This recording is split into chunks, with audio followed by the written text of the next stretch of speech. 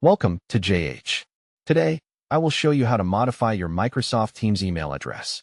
Whether you are updating to a brand new address or just making a few tweaks to ensure your communication remains seamless, you are in the right place.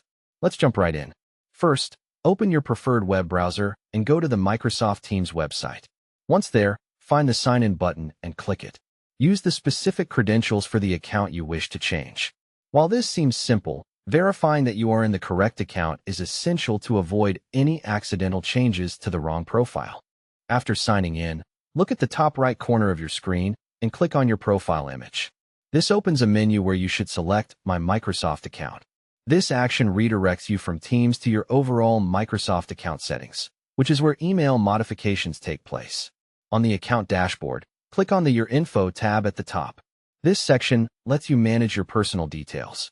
Locate the Edit Account Info button and click it to view the email addresses linked to your profile. Microsoft may ask you to re-enter your password at this stage for security purposes.